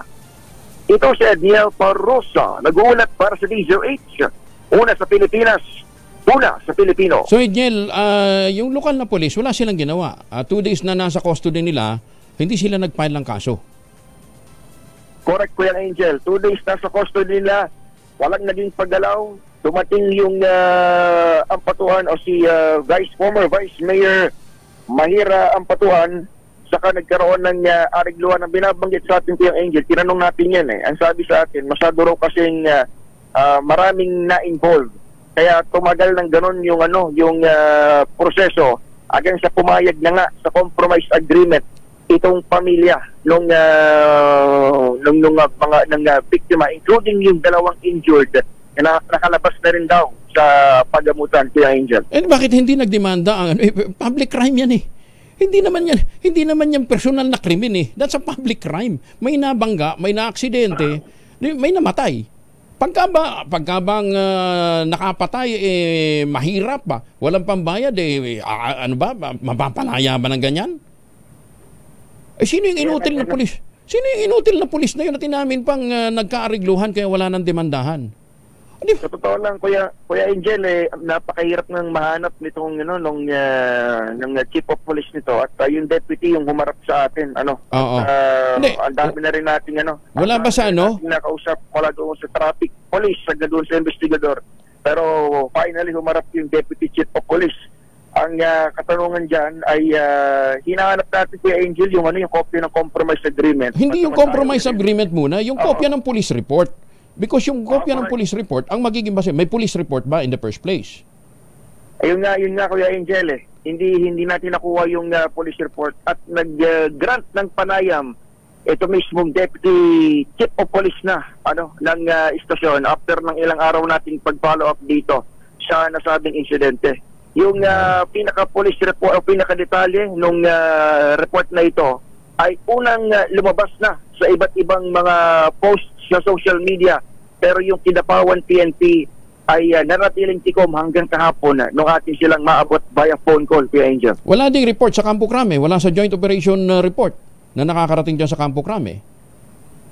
Hindi rin nagsasalita ang national headquarters. At tayo naman din sa ating bahagi, tuloy-tuloy doon sa paghanap nung mga kasagutan na yan na Kuya Angel, at yun nga, ang pinakadetaling nakuha natin 2 days at 1 night na nasa custody saka na-areglo itong nasabing kaso. Sige, Angel, papala po natin yan. General, batiin natin ang napakagandang umaga si General Marbil. Ganyan pala ka-inutil ang inyong mga pulis. Dalawa. Mabuti hindi sila nakasuhan pa ng ng illegal detention. Matakin mo, dinitain nila ng mahigit 2 araw pagkatapos hindi naman nila pinailan ng kaso. Diba? Ay, sus, may Ginoo. Thank you, maraming salamat, Angel, RH52. Magandang umaga, Pilipinas! Wow! Umamin pa yung Deputy Police Station Commander, na nagkaarigluhan kaya hindi ho nagkademandahan kahit na meron hong napatay sa isa pong madugong vehicular accident. At General Marbil, galing-galing mo! Sabi ko ninyo, nagkaarigluhan ng report sa Davao. Mukhang sa Kidapawan City yata, nagkaarigluhan ng report. Hindi lumaba. Hindi ma. Ay, sus, may Ginoong buhay ito. 28 na, makalipas po alas 5 na umaga. Ay, teka muna, kasama na natin si Dr. Imelda Agdepa, dating direktor po ito ng Food and Nutrition Research Institute. Dr. Agdepa, magandang umaga po sa inyo. Sir, magandang umaga po at saka lahat po ng mga nakikinig po sa DCRA. Oo, kasi kanina may binabanggit ako na ang isa palang unang indicator ng demensya ay yung ating mata. At siyempre, alam natin na kinakailangang mapalagaan ng mata. At isa dyan, bukod ho doon sa mga gawin natin ngayon, yung siguro pagbabawas ho sa screen time sa mga mga device, yung mga pagkain, yung ini-intake natin sa ating katawan para masigurong masigla po ang ating mata. Di ba meron hong ang tawag dito, meron hong mga pagkain na specific para po sa mata. Yung vitamin A rich na mga pagkain, Dr. Agdepa. Tama po yun, sir. Talaga pong ang vitamin A ay sumusuporta po sa mga paglinaw ng pagdiin, o kaya sa mata because i-increase po ito ng integrity ng ating epithelial tissues. At saka hindi lang talaga para sa mata ang vitamina A, kundi para ito sa pagtaas ng ating resistensya sa infection. So, at saka alam niyo po, ang vitamina A ay kung wala ito, ang ating sinasabing iron o yung yero sa katawan ay hindi po natin magagamit dahil ang vitamina A ay ito ay transporter ng ating storage ng vitamin A from the liver to the different tissues. So kasi ang vitamina A ay nai-store po sa ating liver. So ang mga pagkain po na mayaman po sa vitamina A ay ito po yung unang-una, of course, yung green leafy, yellow vegetables. Kung matingkad yung ang kulay ng ating pagkain, the more beta-carotene, o kaya sasabihin natin pag ito ay kinain, ay nako-convert siya sa vitamina A sa ating katawan. Teka muna, Doc. Dyan ay yung... Oo. Doc, nakakain naman tayo ng nakakain naman tayo ng green leafy vegetable at saka yung mga madidilaw na pagkain. Bakit ang Pilipinas ang taas pa rin ang prevalence ng problema sa mata? Opo. Dahil po dapat pag kumain po tayo ng mga vegetables o kaya mga pagkain na green leafy, yellow vegetables, dapat ay may kasama pong mantika o kaya fat, no? Kasi po, hindi po yan na-absorb o kaya nagagamit ng ating katawan kung wala po yung oil. Kaya sinasabi natin dapat igisa o kaya kumain ng konting yung pork para at least may mantika, no? So talaga pong dapat talaga ma-educate yung ating mga populasyon na talaga pong kung ang kinakailangan po natin ay talagang magkakaroon tayo ng vitamina A sa katawan para ma-increase yung immune response at saka yung mata, no, pagtingin, no. So ay dapat po haluan po natin ng mantika o kaya konting-konting gisa, no, ng ating mga pagkain o kaya kung top of your table meron naman kayong pork, okay na po yun. Siyempre pork na hindi yung mataba po, no. Doc, pero alam nyo, di ba, sinasabi natin salad, the best ang salad, yung mga gulay, gawin nating salad para, yung pala kinakailangan ng mantika, kaya pala nilalagyan ng konting olive oil. Yes, tama po yun, sir, para po ma-absorb. At isa pa, ang para hindi na natin magagamit o kaya hindi na tayo magmamantika, yung mga animal sources natin ay hindi na kinakailangan ng mantika doon. Kasi readily available na po yung vitamin A doon. Like for example, yung liver ng kahit anong pork, mga baboy, baka, mga ganun, chicken. Ito po yung pinakamataas, yung chicken po, liver chicken, no? Chicken ng liver pala.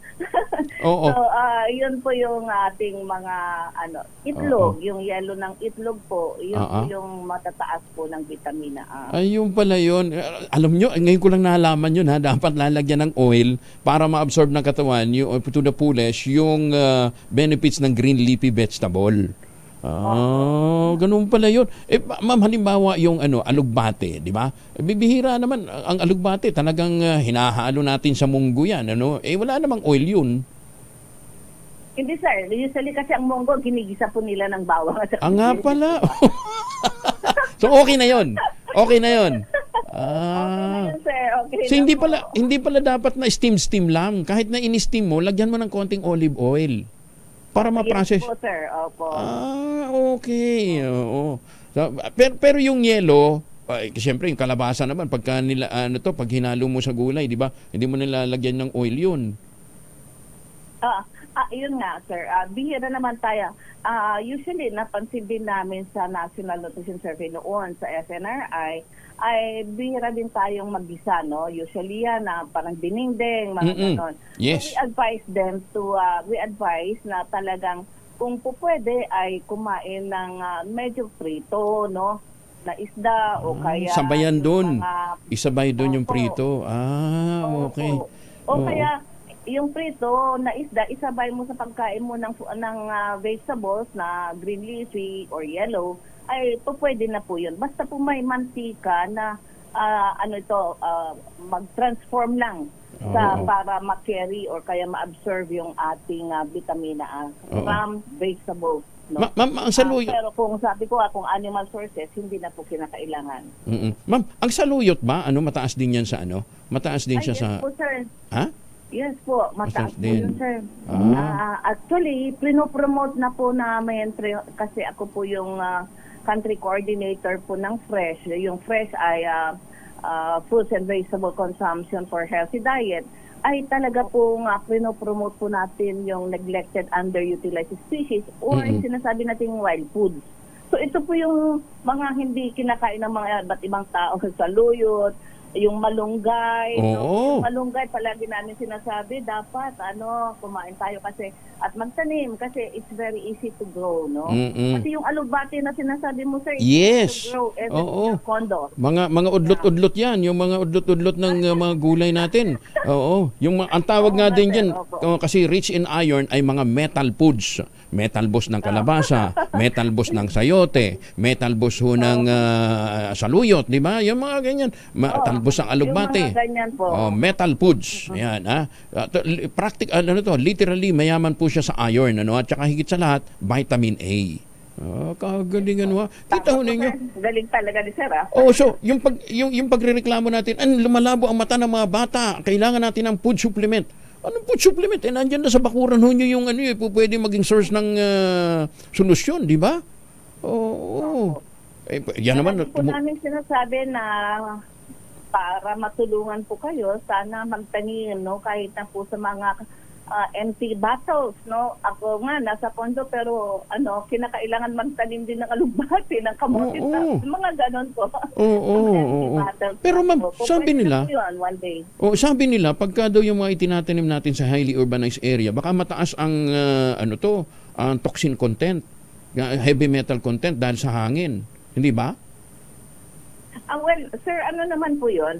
May mga in every metals na contaminated na contamination ng ating mga pagkain ay may threshold. Okay. So, hindi yung basta nahanginan o hindi naman natin alam kung ano yung mga thresholds. Pero yun nga po, it all depends upon your immunity again sa ating resistensya, So, para sa tumaas ang ating resistensya, itong vitamin A ay talaga pong isa sa mga nutrients na nagpapataas ang resistensya. Mantakin ho ninyo, pati sa probinsya. Pati sa mga probinsya, dumadami ang lumalabo ang mata. Di ba? Iyon naman pala ang solusyon, nandyan lang sa paligid ho ninyo, di ba? Pero again, lifestyle din, sir. Kagaya ng sinabi mo, the screen time. Yes, bawasan.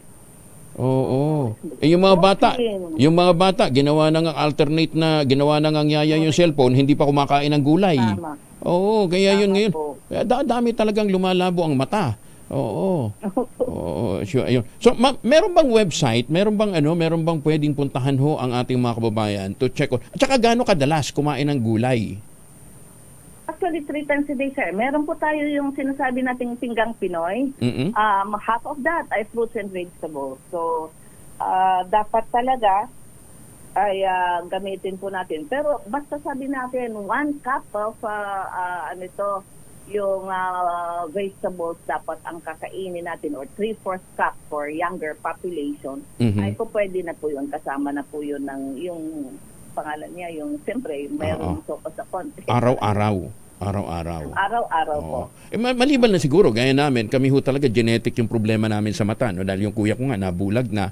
Dahil meron kaming problema sa yung tinatawag na macular degeneration.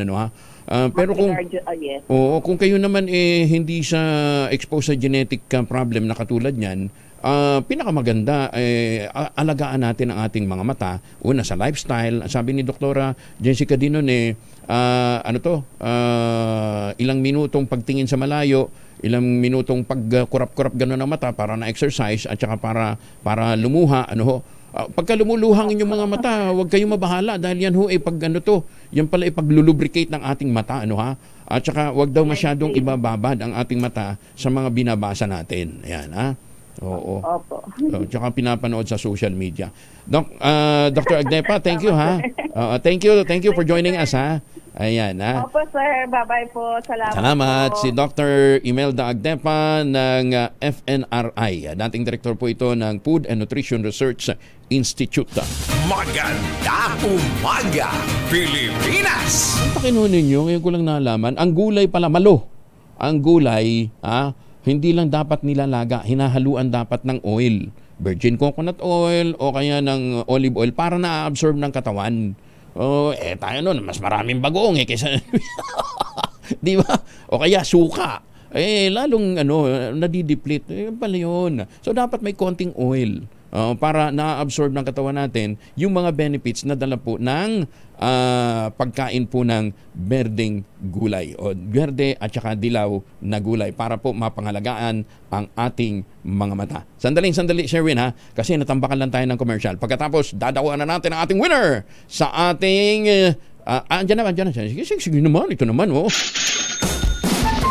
Dahil 85 taon na ang kauna-unahan sa Pilipinas at ang MBC mas gumanda na, mas pinalakas at mas pinalawak pa ang pamimigay ng ating papremyo.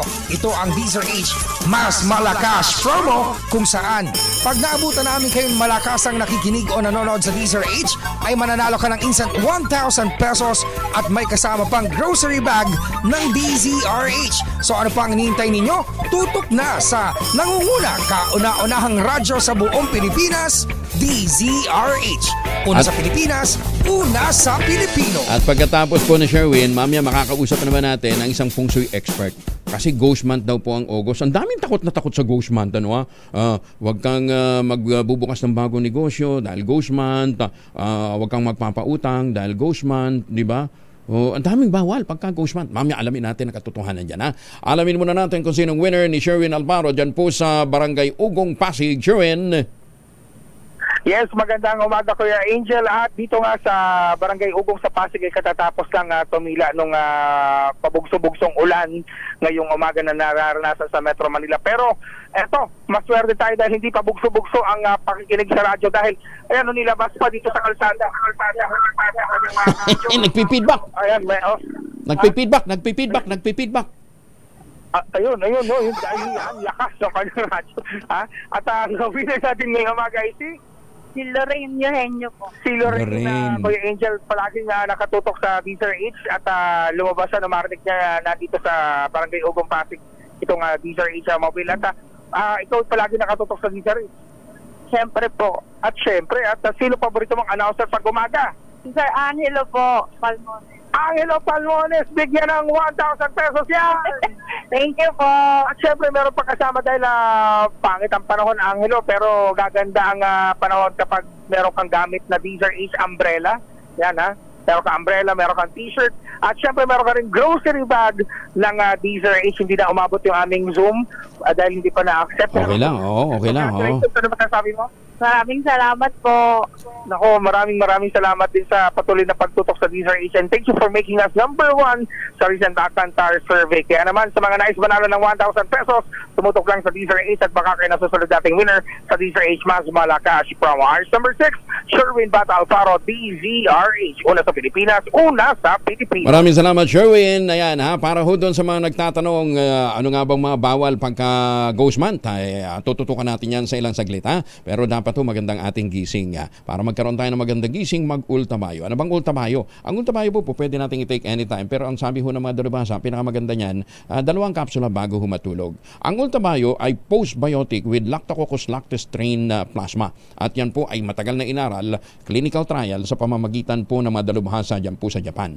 Ang bawat kapsula ng ultamayo nagtataglay ng 50 billion cells ng Lactococcus lactis strain plasma. Kaya pagpasok ko na yan sa ating katawan, ina-activate yung commander ng ating immune system, yung pong plasmacytoid district cell. At yan po ang nagtataboy ng mga toksin sa ating katawan. Pagka naitataboy po yung toksin sa ating katawan, napapanumbalik ang ating lakas, napapanumbalik ang ating sigla, nagkakaroon tayo ng magandang tulog. Pagka magandang tulog, magandang gising. Sa panahon ho na matindi ang hamon ng puyat, pagod at stress, ang ating kasanggang ultamayo, ang kauna-unahang postbiotic food supplement na rekomendado ng mga doktor, rehistrado sa Food and Drug Administration. No time to be weak, sabi nga nila, para maabot natin ang ating pangarap, katulad po ng pangangarap ni Carlos Yulo. Tandaan, ang ultamayo ay hindi gamot at hindi dapat gamitin panggamot sa anumang uri ng sakit. Available po yan sa Mercury Drug, Amesco Drug, Pasmed Pharmacy, Joann's Pharmacy at Curamed. Maganda umaga, Pilipinas! 5:45. Entrepreneurship guru ng Ateneo na si Professor Andy Pererian. Sabi niya, pinakamagandang magsimula ng negosyo ngayong papasok na ho ang bear months. Pero tanungin muna natin si Ginoong Tony Sevega, feng shui expert po ito. Bakit nga ba merong ghost month? Sir Tony, magandang umaga po sa inyo. Magandang umaga din at saka sa mga tagapakinig natin sa DZRH. Opo, ba't merong ino-observe na ito Ghost Month? Kasi yun ang tawag natin number 7, Siwe. Ito ba August 8, number 8 sa buwan, di ba? Pang-8 buwan. Sa lunar calendar natin, 7 month tayo ngayon. Nag-start siya ng August 4, magtatapos siya ng September 2. So 7th month. 7. Okay. So anong meron pagka sabi nila bawal magbukas ng negosyo, bawal din ba magbayad ng utang? Pagka oo. Ganun maganda pala to. Maganda pala to. Ayan. Sa ano pang bawal? Actually, maraming bawal, pero klaruhin muna natin yung 7 month kasi naging naging mali ang pagkaintindi ng mga tao sa 7 month. Mali. Ang 7 month, dahil siya ay ikapito, sa Chinese kasi yung sounding niya, kasama na yung su, yung det, tapos yung 7, yung chi, yung nagtutukoy ng violence, karahasan, madahas, ganun. Sa Feng Shui, pag pumalo siya ng number 7, lalo na ngayong taong ito, yung south, yung posisyon ng kabayo, nandoon ang violent star. Kaya nga pinag-iingat sa mga biyahe, mag-iingat sa apoy, mag-iingat sa mga disgrasya sa daan, no? So, yung violence star na yan, number 7, yan na mismo yung buwan. Yan na yung lunar month 7. Oo, kaya tinawag naman nila na ghost month. Actually, sila lang ang nagbansag na ghost month. Di sabihin, hindi naman talaga ghost month yung 7. Violence siya. Oo, ganun. Okay. So bansag lang pala yung bansag lang pala yung ghost month. Oo. Pero meron din yung 7-7. Halimbawa, nagsimula ng August 4, 5, 6, 7, 8, 9, 10. August 10 yung tinatawag na 7-7, which is malas na araw. Nako. Buti na lang hindi malas na araw 'yan. August 10. Lalo na kung magbubukas ka ng negosyo mo ng 7th month on the 7th day, tawag nila Kiwe, Kidit. O 7-7 nga. 7th month, 7th day. August 10 falls on Saturday. Sa atin. Hindi pala maswerte yung araw na yan, ha? May panahon pa nga na hindi pinapalabas sa mga tao, lalo na yan 7-7. Pero mabuti na lang ako, may pangontra ako. 7th child ako sa aming magkakapatid, pero pinanganak ako August 8. So 8-8. Diba? Pangontra ako. Ayan.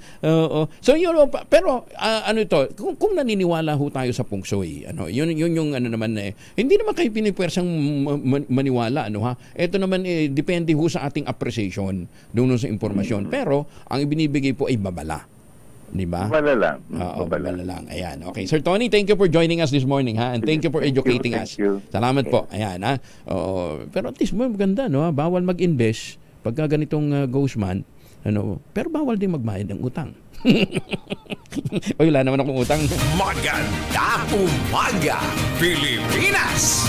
Pero ghost month o hindi, tuloy ho yung ko sa atin ng St. Boniface Ballet, the most prestigious project in Banangon, Rizal. Meron ho silang newest model townhouse, yung Bianca. 2-story townhouse with balcony with a lot area of 45.5 square meters. 2 hanggang 3 ang bedrooms na available. At ito ho, pwede ho ninyong ilon sa pamamagitan ng Pag-ibig Financing at 19,137 pesos monthly.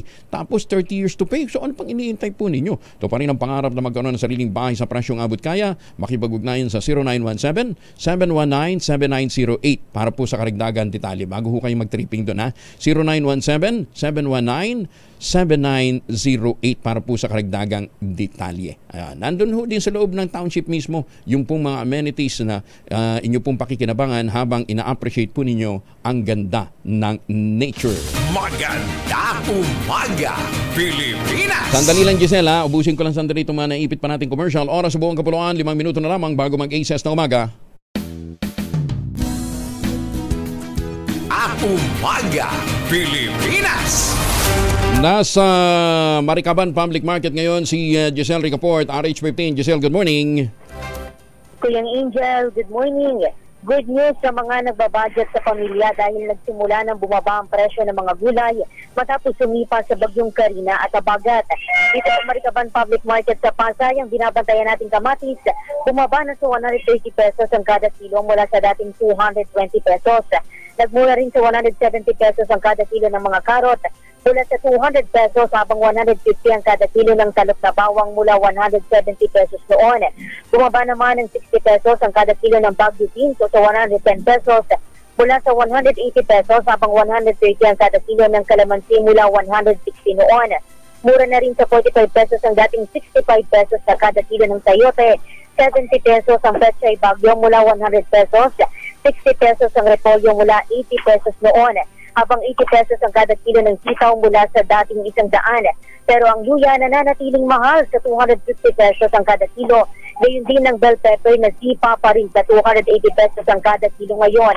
Sabi ng mga nagtitinda rito, posibleng resulta ang pagbaba ng presyo ng karamihan ng mga gulay ng mga nagkababawi ng mga magsasaka matapos tumama ang super typhoon.